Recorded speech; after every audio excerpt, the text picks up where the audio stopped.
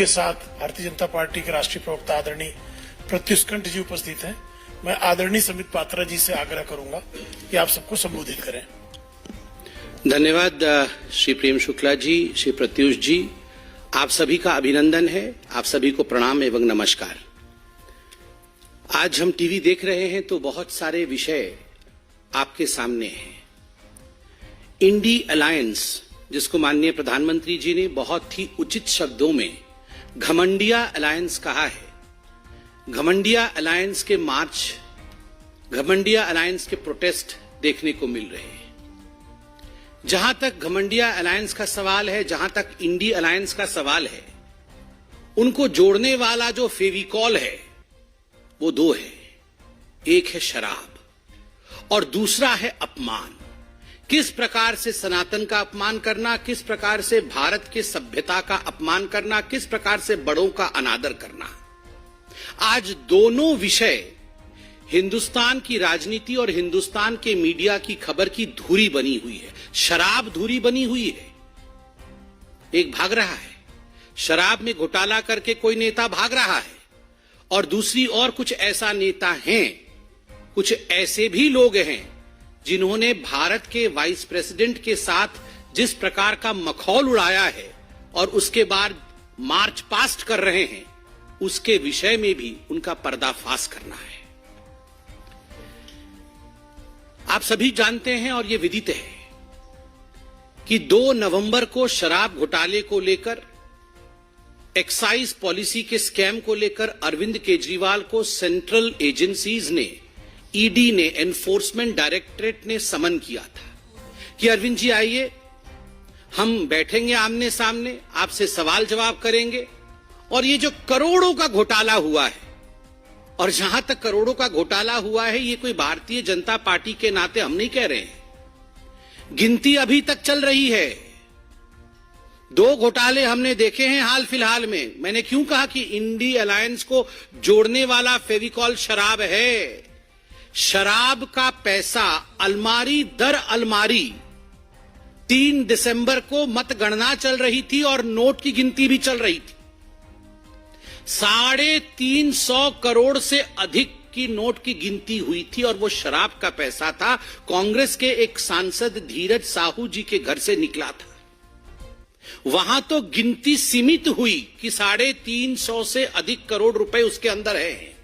और जहां तक केजरीवाल जी के शराब का हिसाब किताब है, अभी तक गिनती चल रही है। सुप्रीम कोर्ट ने मनीष सिसोदिया के बेल के समय, रिजेक्ट करने के समय बड़े स्पष्ट शब्दों में कहा था कि there is an established money trail. Money trail है और एस्टैब्लिश्ड है, ये देश के सर्वोत्तम न्यायालय ने कहा। फिर भी आप अरविंद केजरीवाल जी की बेशर्मी को देखिए, आज भी भाग गए। 2 नवंबर को भागे थे, आज भी भाग गए। 2 नवंबर को जब उन्हें बुलाया गया था तो एक चिट्ठी अरविंद केजरीवाल जी ने लिखा था। वो चिट्ठी आप सबने देखा भी। ये चिट्ठी अरविंद केजरीवाल जी ने लिखा था। अरविंद केजरीवाल जी ने उस चिट्ठी में बड़े स्पष्ट रूप से लिखा था, 5वें नंबर पॉइंट पे मैं वो पढ़ना चाहूंगा। As the Chief Minister of the State of NCT of Delhi, I have governance and official commitments for which my presence is required, particularly in view of the Diwali festivities coming up in the second week of November 2023. उनका कहना था, उनका मानना था कि चूंकि मैं एक पद पर हूं, मैं एक मुख्यमंत्री हूं, मेरी कुछ जिम्मेदारी है, मुझे वो जिम्मेदारी निभानी है और इस कारण से दिल्ली में रहना मेरे लिए अनिवार्य है। साथ में एक और पॉइंट भी लिखा था और मैं वो पॉइंट पढ़ूंगा नहीं, लंबा पॉइंट है, मगर उन्होंने कहा था कि मिजोरम, मध्य प्रदेश, छत्तीसगढ़, राजस्थान और तेलंगाना में चुनाव चल रहे हैं और मैं स्टार प्रचारक हूं, तो मुझे तुरंत जाके वहां पर आम आदमी पार्टी को जिताना है। 205 सीटें शायद लड़ी थी और जमानत जब्त सब सीटों में हुई ना। हाँ, कुछ 0.5% वोट ऐसा मिला है, 1% वोट भी नहीं मिला है। इन 5 राज्यों में आम आदमी पार्टी के स्टार प्रचारक, शराब घोटाले के किंगपिन, सरगना अरविंद केजरीवाल जी के प्रचार के बावजूद 0.5% या 0.7% वोट मिला है। और उस कारण से वो ईडी के सामने 2 नवंबर को प्रस्तुत नहीं हुए। और उनका कहना है कि मैं सीएम हूं तो मेरी कुछ जिम्मेदारी है दिल्ली के प्रति, इसलिए मैं अपना रिस्पॉन्सिबिलिटी निभा रहा था। अरविंद केजरीवाल जी ने आज भी एक चिट्ठी लिखी है, ये आज की चिट्ठी है, जब उन्हें ईडी ने फिर से पूछताछ के लिए शराब घोटाले, जिसके किंग पिन है अरविंद केजरीवाल, जिसके मास्टरमाइंड है अरविंद केजरीवाल, करोड़ों करोड़ रुपए का गबन किया है अरविंद केजरीवाल जी ने, मोटा माल कमाया है अरविंद केजरीवाल जी ने, जब इस विषय में पूछताछ करने के लिए बुलाया गया तो एक चिट्ठी लिखी है अरविंद केजरीवाल जी ने। पहला पॉइंट है, on the eve of my departure for Vipassana Meditation Center, which has been widely publicized and largely circulated all over the media in the country, as well as officially announced, to my utter dismay and concern, I have received the subject summons dated 18/12/2023 for my purported appearance in the person on 21/12/2023। मतलब वो विपासना के लिए जा रहे हैं, इसलिए ED की इतनी हिम्मत कि आप मुझे पूछताछ के लिए बुला ले। वाह अरविंद केजरीवाल जी, आप कभी चुनाव के लिए जाएंगे, आप कभी दिवाली मनाएंगे, आज आप विपासना के लिए जाएंगे और इस कारण से आप गवर्नेंस में भाग नहीं लेंगे और आप अपनी रेस्पॉन्सिबिलिटी से भाग नहीं लेंगे, रेस्पॉन्सिबिलिटी से भागेंगे। Arvind and accountability will never travel together. A for Arvind, A for accountability. और अरविंद और अकाउंटेबिलिटी कभी भी एक साथ नहीं चल सकते। केजरीवाल एंड कर्तव्य विल नेवर ट्रैवल टुगेदर। कभी भी अपने कर्तव्य का वहन करना एक जनप्रतिनिधि का कर्तव्य है कि यदि उसने घोटाला किया है और देश की सेंट्रल एजेंसी उसे बुलाती है तो उसे वहां जाना पड़ेगा, प्रश्नों का उत्तर देना पड़ेगा। मैं एक बात स्पष्ट कर दूं, यहां विपासना के पीछे छुपने की कोशिश अरविंद केजरीवाल कर रहे हैं। कुशासना और विपासना साथ साथ कभी नहीं चल सकता है। यदि आपने कुशासना किया है तो बाद में जेलासना होगा ही होगा। ये जेल आसन के बारे में हम नहीं बता रहे हैं अरविंद केजरीवाल जी, आप ही के 2 मंत्री सौरभ भारद्वाज और अतिशी मरलीना जी ने बड़े स्पष्ट रूप से प्रेस कॉन्फ्रेंस करके कहा कि हमें पता है अरविंद केजरीवाल जी की गिरफ्तारी हो, ओवर कॉन्फिडेंट गिरफ्तारी होगी, जरूर होगी। और एक रेफरेंडम भी कराया कि अगर गिरफ्तारी हो जाएगी तो क्या तिहाड़ से सत्ता चलाया जाएगा या नहीं। ये तो भारतीय जनता पार्टी ने नहीं कहा, ये तो ईडी ने नहीं कहा, ये तो जिसने एफआईआर किया, एफआईआर तो सीबीआई ने किया था, सीबीआई ने भी नहीं कहा कि आपकी गिरफ्तारी कंपल्सरीली होगी। आप लोगों ने प्रेस कॉन्फ्रेंस करके कहा, कॉन्फिडेंटली कहा अवश्य गिरफ्तारी होगी। तो आज हम कहना चाहते हैं आप अगर इतने कॉन्फिडेंट है कि गिरफ्तारी होगी, कुशासन करके विपासना करने जा रहे हैं, कुशासना एंड विपासना। चिंता मत करिए केजरीवाल जी, जेल में इन सारे आसनों की व्यवस्था है, विपासना जेल में भी कराया जाता है। भ्रष्ट मानसिकता दूर हो, क्रिमिनल माइंडसेट समाप्त हो, इसके लिए जेल में भारत के प्रबंधन है विपासना करने का।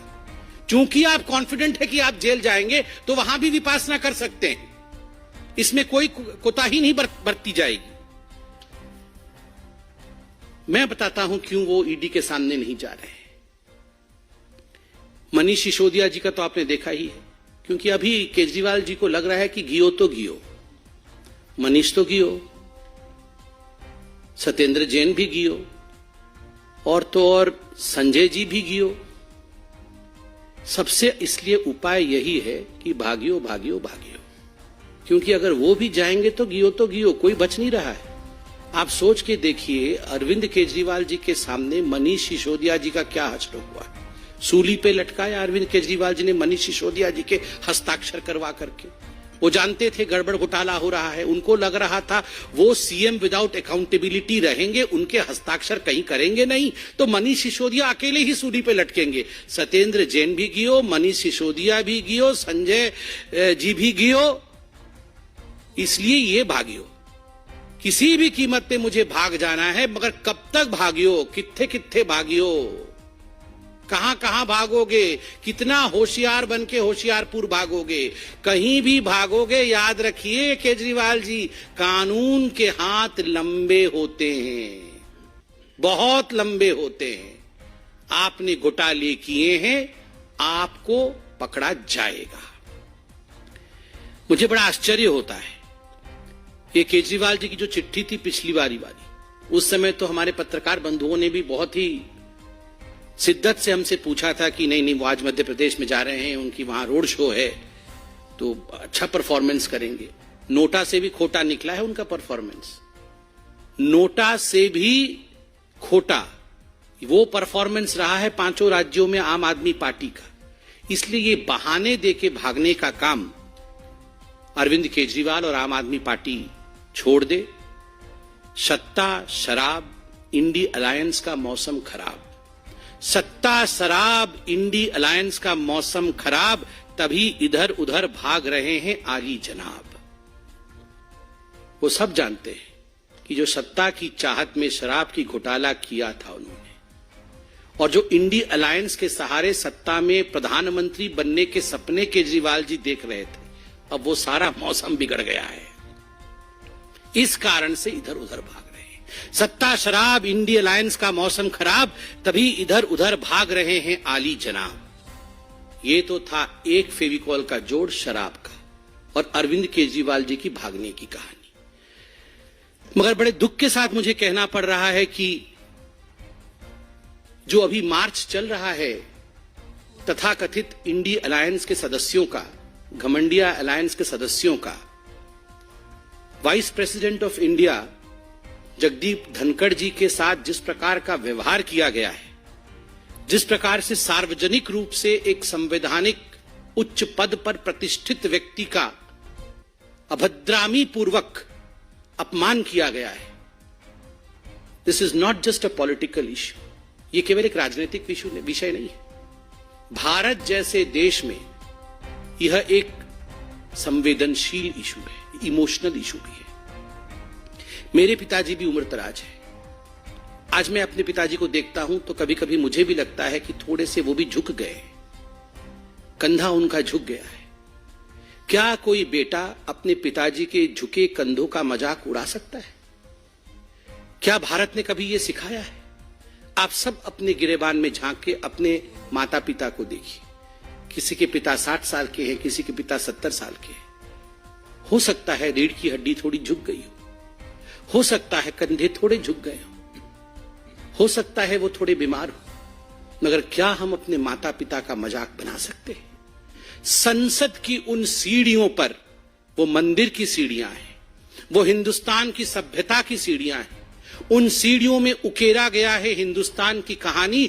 उन सीढ़ियों पर कोई आम व्यक्ति नहीं, उन सीढ़ियों पर जनता द्वारा चुने गए संवैधानिक पदों पर बैठे हुए सांसदों द्वारा जब वाइस प्रेसिडेंट ऑफ इंडिया के साथ, भारत के उपराष्ट्रपति के साथ बॉडी शेमिंग किया जाता है, तो याद रखिए ये केवल वाइस प्रेसिडेंट ऑफ इंडिया, उपराष्ट्रपति भारत की बॉडी शेमिंग नहीं हो रही है, उन तमाम बुजुर्गों की बॉडी शेमिंग हो रही है जो हम अपने घरों में देखते हैं। और एक बात मैं स्पष्ट रूप से बता दूं और कान खोल के सुन ले,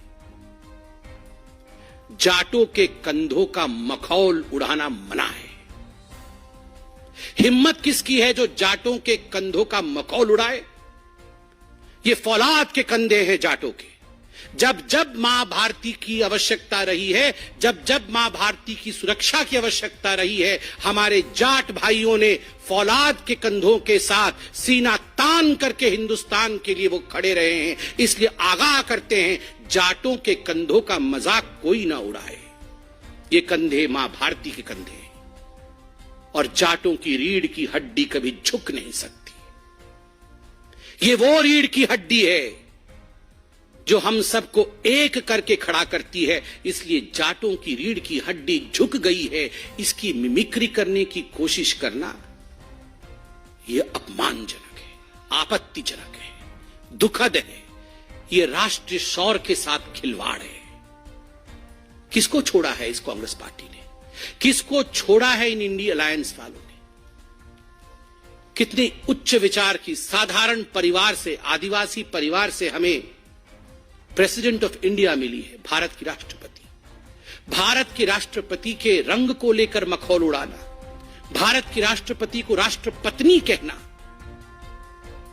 क्या चल रहा है? आपको जनता वोट नहीं देगी, आपको जनता हराएगी, आप अपना फ्रस्ट्रेशन राष्ट्रपति और उपराष्ट्रपति पर निकालेंगे, इस प्रकार की भाषा का प्रयोग करेंगे।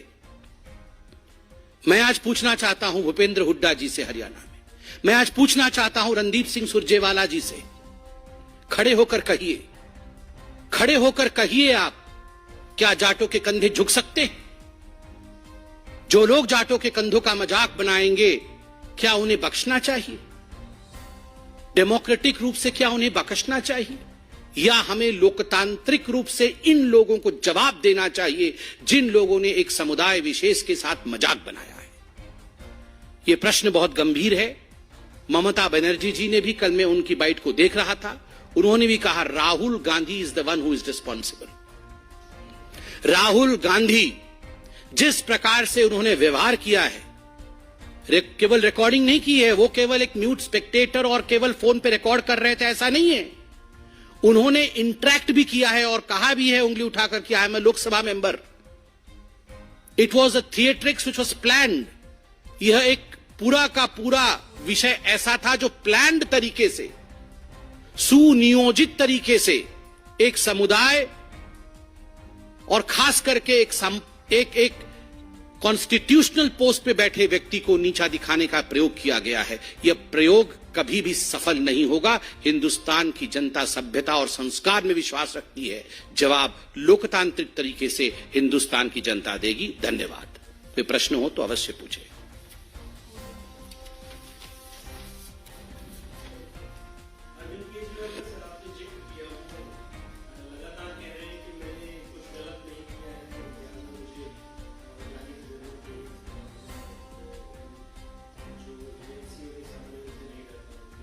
तो डरते नहीं है तो जाना चाहिए। उन्हें लगता है उन्होंने कुछ गलत नहीं किया है, सब कुछ ठीक किया है, और ये जो नोटिस इशू हो रहा है, उन्हें समन्स जो उन्हें इशू हो रहे हैं वो गलत है, तो कोर्ट जाना चाहिए। कोर्ट जाके आप इन समन्स को खारिज करवाइए। ये सेल्फ सेटिस्फाई करना, सेल्फ अटेस्टिंग करवाना, ये कब से शुरू हो गया? मैं ऑनेस्ट हूं, मैं भगवान, पहले तो भगवान भी बताया था इन्होंने, मैं कृष्ण हूं। ये क्या है? मेगालोमैनियक है और कुछ नहीं। आप इस देश के संविधान का आपने शपथ लिया है बतौर मुख्यमंत्री। इस देश के संविधान को मानना आपकी जिम्मेदारी है, आपका कर्तव्य है। आपको लगता है आपके साथ अन्याय हो रहा है, कोर्ट के दरवाजे आधी रात को आपके लिए खुले हुए हैं। जाइए, वहां जाके आप जेरा करिए, वहां जाके आप एप्लीकेशन लगाइए, कोर्ट सुनेगी। आप मनीष सिसोदिया जी को लेके गए थे, सत्येंद्र जैन जी को लेके कोर्ट में गए थे, संजय सिंह को लेके कोर्ट में गए थे, मगर क्या हुआ नतीजा? क्योंकि करोड़ों करोड़ों करोड़ों रुपए का घोटाला हुआ है, किसी को कोर्ट ने नहीं बख्शा, बल्कि सुप्रीम कोर्ट ने स्पष्ट शब्दों में कहा, yes there is a money trail, mister Kejriwal, there is a money trail and you will have to face the consequences.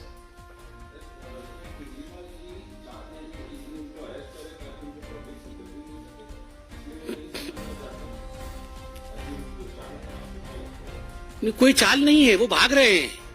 कल तो मैं वो शॉट देख रहा था, घर से निकलकर कैसे भागे वो। आप लोग बाहर खड़े थे, वो किसी को देखे नहीं, तुरंत भाग गए। अरे कोई सिंपत्ति नहीं। कौन सा मनीष सिसोदिया को सिंपत्ति मिला? संजय सिंह जी का कौन सा सिंपत्ति मिला है? सत्येंद्र जैन जी को कौन सा सिंपत्ति मिला है? ये देश की जनता है। अगर देश की जनता की गाढ़ी कमाई में से आप खोट करेंगे, आप भ्रष्टाचार करेंगे, तो देश की जनता सिंपत्ति नहीं देने वाली है। सिंपत्ति अगर देती देश की जनता तो 0.5% वोट नहीं मिलता 5 राज्यों में। 5 राज्य 0.5% वोट, नोटा से भी खोटा।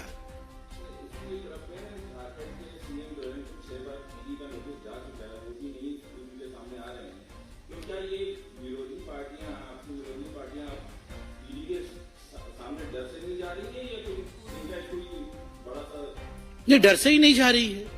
देखिए, जिन लोगों ने घोटाला किया हुआ है वो अपने मन में जानते हैं कि हमने घोटाला किया हुआ है। वो यह भी जानते हैं जांच होगा तो पकड़े जाएंगे तो जेल जाएंगे, तो स्वाभाविक है भाग रहे हैं। मगर कब तक भागेंगे? कानून के हाथ लंबे होते हैं ना।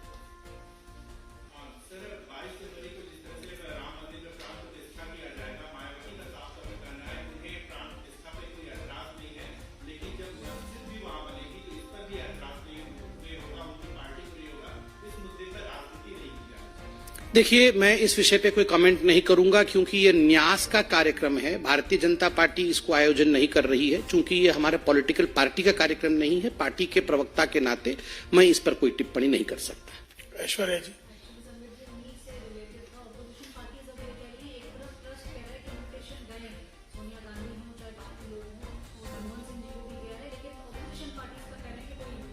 देखिए, न्यास के विषय को मैं ट्रस्ट के विषय का तो मैं प्रवक्ता नहीं हूं। ट्रस्ट के विषय को ट्रस्ट ही कह सकती है, बीजेपी नहीं कह सकती।